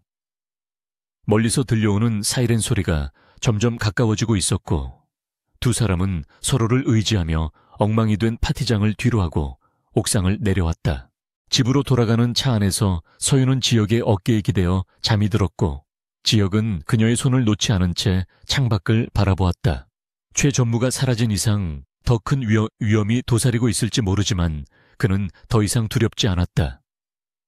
자신의 곁에는 서윤이 있었고 그녀를 지키기 위해서라면 악마와도 손을 잡을 각오가 되어 있었다. 그는 잠든 서윤의 이마에 입을 맞추며 다가올 마지막 결전을 조용히 준비했다. 폭풍은 아직 끝나지 않았고 내일은 더 거친 파도가 몰아칠 것이었으나 그들은 함께 그 파도를 넘을 것이다. 최 전무가 헬기를 타고 도주한 이후 턴그룹은 폭풍 전야와도 같은 불안한 정적에 휩싸였는데 강지혁 대표는 비상경영 체제를 선포하고 대대적인 내부 감사를 진행하며 최 전무의 잔당들을 색출하는 작업에 몰두했다. 한서윤은 지혁의 곁을 지키며 그가 놓치는 세부적인 사항들을 챙겼지만 그녀의 마음 한구석에는 언제 터질지 모르는 시한폭탄을 안고 사는 듯한 불안감이 자리 잡고 있었다. 경찰과 검찰이 최 전무를 지명수배하고 국경을 봉쇄했지만 그는 마치 연기처럼 사라져 흔적조차 찾을 수 없었고 지혁은 서윤의 안전을 위해 최정계 경호팀을 24시간 붙여주었다. 하지만 어둠 속에 숨은 독사는 가장 방심한 순간에 목덜미를 무는 법이었고 그 순간은 예상보다 훨씬 빠르고 은밀하게 찾아왔다. 서윤이 잠시 경호원들의 시야에서 벗어나 화장실에 다녀오던 그 짧은 찰나의 순간 청소부로 위장하고 있던 괴한들이 그녀의 입을 틀어막고 약물이 묻은 손수건으로 의식을 잃게 만들었다. 모든 일은 순식간에 벌어졌고 서윤이 눈을 떴을 때는 이미 차가운 시멘트 바닥 위였으며 손발은 거친 밧줄로 결박되어 꼼짝할 수 없는 상태였다. 코를 찌르는 곰팡이 냄새와 녹슨 수의 냄새로 미루어 보아 이곳은 오랫동안 방치된 폐공장이나 창고인 듯했고 깨진 창문 틈으로 들어오는 희미한 달빛만이 어둠을 밝히고 있었다. 서윤은 공포에 질려 주변을 둘러보다가 어둠 속에서 번뜩이는 안경 알을 발견했는데 그것은 바로 도주 중인 최 전무의 광기 어린 눈빛이었다. 최 전무는 며칠 사이 급격하게 늙어버린 듯 머리는 헝클어지고 수염은 덥수룩했지만 눈빛만은 형형하게 빛나며 서윤을 노려보고 있었다. 그는 서윤의 턱을 거칠게 움켜쥐며 네가 내 모든 것을 망쳤다고 윽박질렀고 그의 손에서 느껴지는 전율은 분노라기보다는 절망에 가까웠다. 최 전무는 서윤의 스마트폰을 이용해 지혁에게 영상통화를 걸었고 화면 속에 지혁의 얼굴이 나타나자 비릿한 웃음을 흘리며 협박을 시작했다. 그는 서윤의 목에 날카로운 칼을 들이대며 당장 경영권 포기 각서와 검찰에 넘긴 원본 데이터 회수, 그리고 현금 50억을 준비해서 혼자 이곳으로 오라고 요구했다. 화면 너머의 지혁은 묶여있는 서윤의 모습을 보자마자 이성을 잃고 소리를 질렀지만 최 전무는 경찰을 대동하거나 허튼 수작을 부리면 서윤의 목을 긋겠다고 경고하며 전화를 끊어버렸다. 서윤은 눈물을 흘리며 오지 말라고 고개를 저었지만 이미 끊어진 전화기를 바라보며 절망감에 고개를 떨구었다. 지혁이 자신 때문에 모든 것을 포기하고 위험한 곳으로 올 것이라는 사실이 그녀를 더욱 고통스럽게 만들었지만 한편으로는 그가 반드시 자신을 구하러 올 것이라는 믿음이 유일한 희망이었다. 최 전무는 부하들에게 주변 경계를 강화하라고 지시하며 초조한 듯 창고 안을 서성거렸고 서윤은 묶인 손으로 바닥에 떨어진 날카로운 유리 조각을 찾아 더듬거리기 시작했다. 지혁은 전화를 끊자마자 책상을 주먹으로 내리치며 분노를 표출했지만 곧바로 냉정을 되찾고 서윤을 구하기 위한 작전을 수립했다. 그는 최 전무의 요구대로 혼자 움직이는 척하면서 자신의 위치 정보를 실시간으로 경찰청장과 직통으로 연결된 특수팀에게 전송했다. 그는 서랍 깊숙한 곳에서 자신이 특수부대 시절 사용하던 전술 장갑과 호신용 단검을 챙겨 품에 숨기고 검은색 바이크에 올라타 어둠 속으로 질주했다.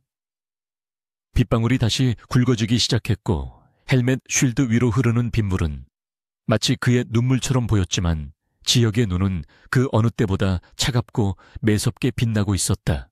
지혁이 도착한 곳은 인천 외곽의 버려진 물류 창고 단지였는데 스산한 바람소리와 파도소리만이 들려오는 황량한 곳이었다.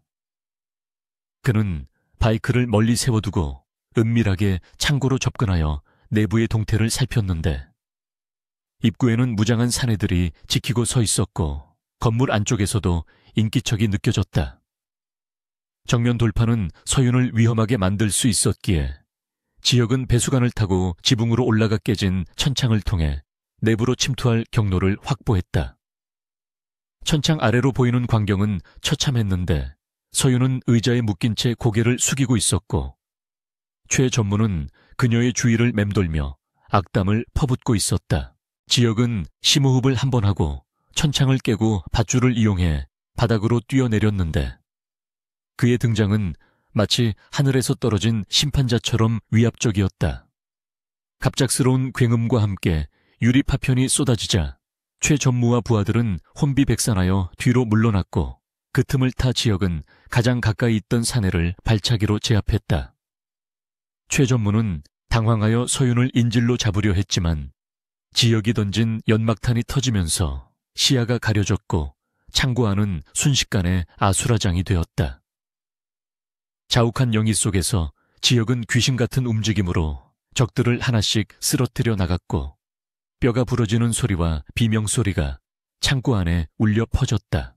하지만 최 전무가 고용한 용병들은 만만치 않은 상대들이었고 그들은 연기가 겉히자마자 지혁을 에워싸고 쇠파이프와 칼을 휘두르며 공격해왔다. 지혁은 서윤에게 접근하려는 적들을 막아내며 처절한 사투를 벌였는데 그의 흰 셔츠는 이미 찢어지고 피로 붉게 물들어 있었다. 그는 어깨와 허벅지에 칼이 스치는 부상을 입었지만 고통을 느낄 겨를도 없이 오직 서윤을 지키겠다는 일념 하나로 주먹을 휘둘렀다. 서윤은 연기 속에서 피를 흘리며 싸우는 지혁을 보고 오열하며 밧줄을 끊기 위해 유리 조각에 손목을 긁어가며 필사적으로 비볐다. 마침내 밧줄이 끊어지자 서윤은 바닥에 굴러다니던 쇠막대기를 집어들고 지혁의 뒤를 노리는 적의 머리를 가격하여 그를 쓰러뜨렸다. 지혁은 뒤를 돌아보며 놀란 표정을 지었지만 서윤의 결연한 눈빛을 보고 고개를 끄덕이며 그녀와 등을 맞대고 섰다. 이제 두 사람은 서로의 사각지대를 지켜주는 파트너가 되어 남은 적들을 향해 돌진했고 그들의 호흡은 완벽했다. 숫자의 열세에도 불구하고 지역의 압도적인 전투 능력과 서윤의 기지가 합쳐져 적들은 하나둘씩 바닥에 쓰러졌고 결국 최전무만이 홀로 남게 되었다. 궁지에 몰린 최전무는 품에서 권총을 꺼내들며 미친 듯이 웃어댔는데 그의 눈에는 이성이라고는 찾아볼 수 없는 광기만이 가득했다. 그는 너희들만 행복하게 둘 수는 없다며 방가수에 손가락을 걸었고 총구는 정확히 서윤의 심장을 겨누고 있었다. 탕하는 총성과 함께 총알이 발사되는 순간 지역은 본능적으로 몸을 날려 서윤을 감싸 안았고 둔탁한 타격음과 함께 그의 몸이 크게 휘청거렸다. 서윤은 비명을 지르며 지역을 끌어안았고 지역의 등에서는 붉은 선혈이 솟구쳐 올라 그녀의 손을 적셨다. 지역은 고통 속에서도 무너지지 않고 이를 악물며 마지막 힘을 짜내어 최전무에게 달려들었고 당황한 최전무가 다시 총을 쏘려 했지만 지역의 발차기가 그의 손목을 강타했다. 총이 바닥으로 날아가고 최전무가 비틀거리는 사이 지역은 그를 덮쳐 바닥에 쓰러뜨리고 주먹을 내리꽂았다. 지역의 주먹이 최전무의 얼굴에 꽂힐 때마다 그동안의 분노와 억울함이 터져 나왔지만 서윤이 뒤에서 그를 끌어안으며 제발 멈추라고 애원하자 그는 주먹을 멈추고 거친 숨을 몰아쉬었다. 최전무는 피투성이가 된 채 널브러져 신음했고 지역은 비틀거리며 일어나 서윤에게 다가갔다. 그때 멀리서 사이렌 소리가 들려오기 시작했고 창고문이 부서지며 경찰 특공대가 들이닥쳐 현장을 장악했다. 최전무와 그의 부하들은 현행범으로 체포되어 수갑이 채워졌고 최전무는 경찰들에게 끌려가면서도 끝까지 지역을 저주하며 발악했다. 하지만 지역은 더 이상 그에게 시선을 주지 않았고 점점 흐려지는 의식 속에서 오직 서윤의 얼굴만을 바라보고 있었다. 서윤은 지역의 상처를 지혈하며 울먹였고 지역은 피 묻은 손을 들어 서윤의 뺨을 어루만지며 괜찮냐고 물었다. 구급대원들이 달려와 지역을 들것에 실었고 서윤은 그의 손을 꼭 잡고 구급차에 함께 올랐다. 구급차 안에서 지역은 산소 마스크를 쓴 채 가쁜 숨을 쉬면서도 잡은 손을 놓지 않으려 했고 서윤은 그의 귓가에 사랑한다고 속삭이며 제발 눈을 감지 말라고 사정했다. 병원으로 향하는 차 안에서 서윤은 창밖으로 지나가는 도시의 불빛들을 보며 이 길고 긴 악몽이 드디어 끝났음을 실감했다. 최전무의 몰락은 곧 턴그룹의 정화와 새로운 시작을 의미했지만 지금 그녀에게 중요한 것은 오직 강지혁이라는 한 남자의 생명뿐이었다. 병원 응급실에 도착하자 의료진들이 긴박하게 움직이며 지역을 수술실로 옮겼고 서윤은 수술실 문이 닫히는 순간까지 그의 모습을 눈에 담았다. 차가운 복도 의자에 홀로 남겨진 서윤은 핏자국으로 얼룩진 자신의 드레스를 바라보며 하염없이 눈물을 흘렸다. 그녀는 지역이 자신을 위해 목숨을 걸었다는 사실에 가슴이 미어지는 듯 대꾸 그가 깨어나기만 한다면 평생 그의 곁에서 속죄하며 사랑하겠다고 신께 기도했다. 몇 시간 후 수술실 문이 열리고 집도이가 나오자 서윤은 벌떡 일어나 달려갔는데 의사는 다행히 총알이 급소를 빗나가 생명에는 지장이 없다는 소식을 전했다. 서윤은 그제야 다리가 풀려 바닥에 주저앉았고 안도의 눈물을 쏟아냈다. 일반 병실로 옮겨진 지역은 마취 기운 때문에 깊은 잠에 빠져 있었지만 그의 얼굴은 한결 편안해 보였고 서윤은 그의 곁에 앉아 밤을 지새우며 간호했다. 창밖으로 아침 햇살이 비쳐 들어올 때까지 서윤은 지역의 손을 잡고 그의 천을 느끼며 그가 깨어나기만을 기다렸다. 아침 뉴스에서는 최전무의 구속 소식과 턴그룹의 비리 사건이 대서특필되고 있었고 여론은 용감하게 비리를 고발하고 맞서 싸운 강지혁 대표와 한서윤 비서를 영웅으로 칭송하고 있었다. 하지만 병실하는 세상의 소란과는 단절된 채 평화로운 정적만이 흐르고 있었고 두 사람만의 시간은 천천히 흘러갔다. 정구가 지날 무렵 지혁의 손가락이 미세하게 움직였고 천천히 눈을 뜬 그가 가장 먼저 본 것은 자신을 걱정스럽게 바라보고 있는 서윤의 젖은 눈동자였다. 지혁은 마른 입술을 달싹이며 물을 찾았고 서윤이 물을 적신 거주로 입술을 축여주자 옅은 미소를 지었다. 그는 아직 고통이 남아있는 듯 얼굴을 찡그렸지만 서윤의 손을 잡고 놓지 않으며 다시는 혼자 두지 않겠다고 약속했다. 서윤은 고개를 끄덕이며 그의 가슴에 얼굴을 묻었고 지혁은 아픈 팔을 들어 그녀를 조심스럽게 안아주었다. 두 사람은 말없이 서로의 심장 소리를 들으며 살아있다는 것에 감사함과 함께 찾아온 평범한 행복을 만끽했다. 이제 그들 앞에는 폐허가 된 제국을 다시 세워야 하는 거대한 과제가 남아있었지만 두 사람은 더 이상 두렵지 않았다. 서로에 대한 믿음과 사랑이 그 어떤 권력이나 돈보다 강력한 무기임을 깨달았기 때문이다. 병실 창가로 쏟아지는 눈부신 햇살은 그들의 앞날을 축복하는 듯했고 서윤은 지혁의 품에서 비로소 진정한 안식을 찾을 수 있었다. 길고 어두웠던 터널을 지나 마침내 빛을 마주한 그들의 이야기는 이제 새로운 챕터로 향하고 있었다. 최전무의 구속과 함께 시작된 턴그룹의 대대적인 정화 작업은 대한민국 재계에 큰 파장을 불러 일으켰는데 검찰의 강도 높은 수사 끝에 부패한 임원들이 줄줄이 옷을 벗었고 그 빈자리는 능력 있고 투명한 젊은 인재들로 채워졌다. 언론은 강지혁 대표를 썩은 환부를 도려낸 개혁의 아이콘으로 연일 대서특필했고 그가 병상에서 결제 서류를 검토하는 모습이 공개되면서 그룹의 주가는 연일 상한가를 기록하며 폭등했다. 하지만 정작 그 모든 소란의 중심에 있는 지혁은 병실 창밖으로 보이는 평화로운 하늘을 바라보며 오직 한 사람만을 생각하고 있었는데 그의 곁에는 언제나처럼 한서윤이 조용히 사과를 깎으며 자리를 지키고 있었다. 퇴원을 하루 앞둔 날 저녁 지혁은 병원 옥상 정원으로 서윤을 불러냈는데 붉게 물든 노을이 두 사람의 그림자를 길게 늘어뜨리며 낭만적인 분위기를 자아내고 있었다. 지혁은 서윤의 손을 잡고 벤치에 앉아 지난 시간들을 회상하며 감사의 마음을 전했고 주머니에서 작은 벨벳 상자를 꺼내 그녀에게 내밀었다. 그것은 화려한 다이아몬드 반지가 아닌 두 사람의 인연을 시작하게 했던 백금 커프스 단추를 녹여 새롭게 세공한 목걸이였는데 세상에 단 하나뿐인 그 펜던트에는 두 사람의 이니셜이 정교하게 새겨져 있었다. 지혁은 서윤의 목에 목걸이를 걸어주며 이제 비서가 아닌 자신의 반려자가 되어 평생 곁에 있어 달라고 정식으로 프로포즈했다.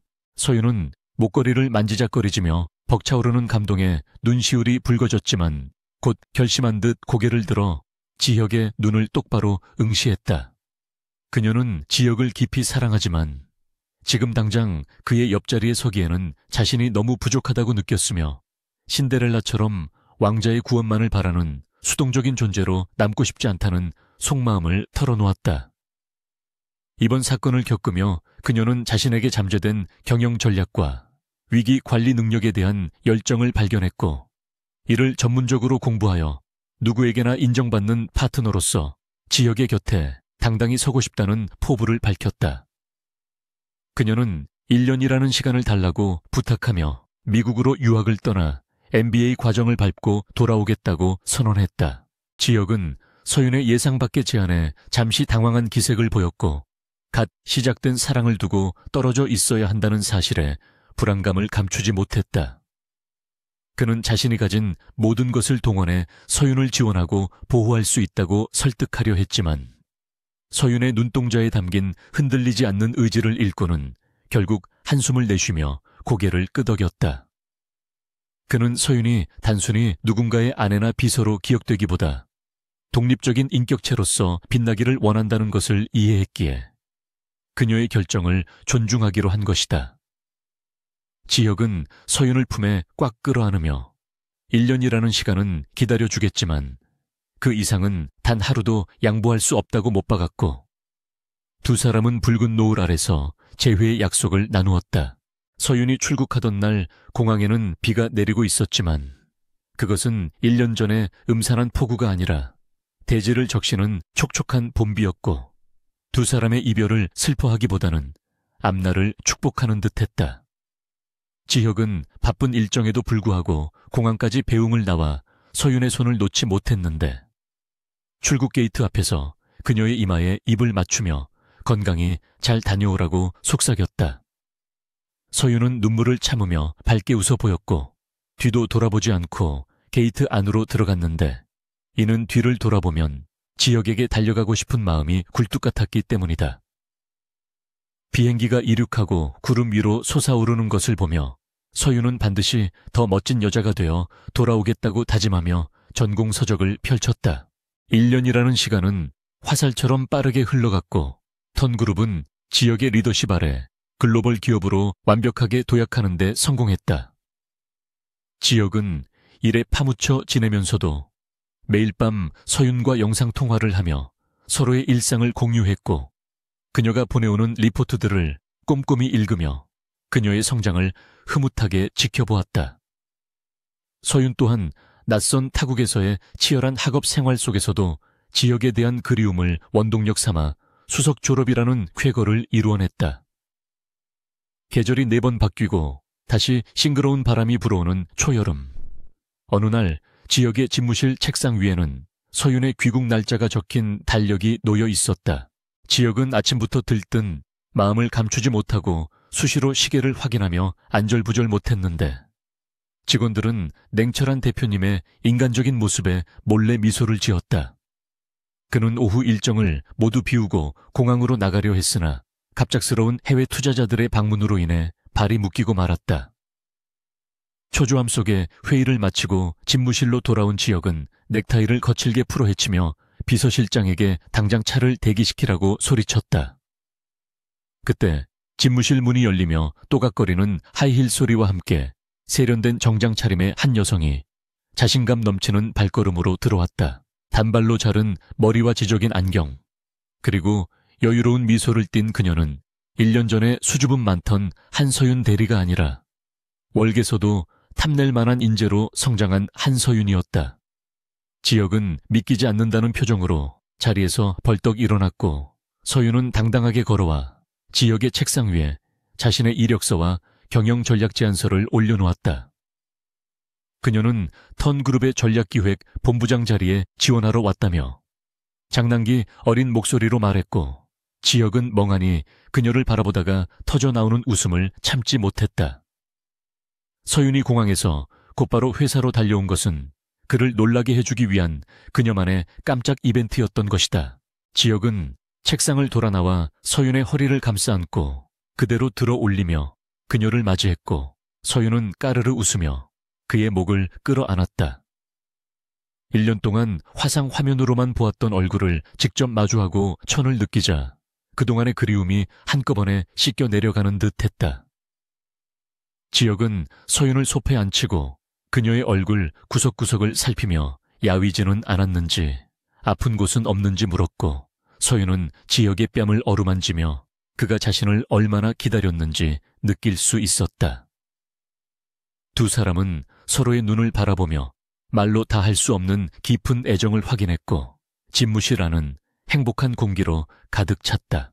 서윤은 지역에게 자신이 준비해온 새로운 프로젝트에 대해 열정적으로 설명하기 시작했는데 지역은 그녀의 브리핑을 들으며 그녀가 얼마나 치열하게 공부했는지 알 수 있었다.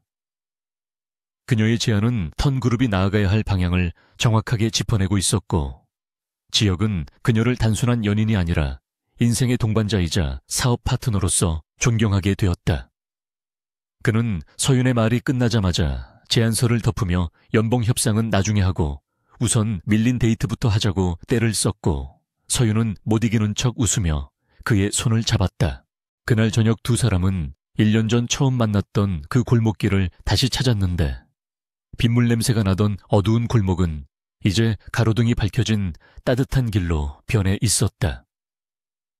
지역은 서윤의 손을 잡고 걸으며 그날 밤 자신이 기억을 잃고 쓰러져 있을 때 그녀가 내밀어준 손길이 자신의 인생을 구원했다고 고백했다. 서윤은 그날의 우연이 필연이었음을 믿는다며 지혁을 만나 자신의 인생 또한 완전히 달라졌다고 화답했다. 두 사람은 서로를 마주보며 웃었고 지혁은 서윤에게 다가가 부드럽게 입을 맞추었다. 지혁은 서윤의 손가락에 준비해 두었던 반지를 끼워주며 이제는 비즈니스 파트너가 아닌 인생의 파트너로서 영원히 함께하자고 말했고 서윤은 눈물 맺힌 미소로 고개를 끄덕였다. 밤하늘에는 별들이 쏟아질 듯 빛나고 있었고 도심의 소음조차 두 사람의 사랑을 축복하는 팡파르처럼 들려왔다. 그들은 잡은 손을 놓지 않고 나란히 걸어가며 앞으로 펼쳐질 그들의 미래에 대해 이야기꽃을 피웠다. 그 길의 끝에는 더 이상 혼자가 아닌 두 사람이 함께 만들어갈 찬란한 내일이 기다리고 있었다.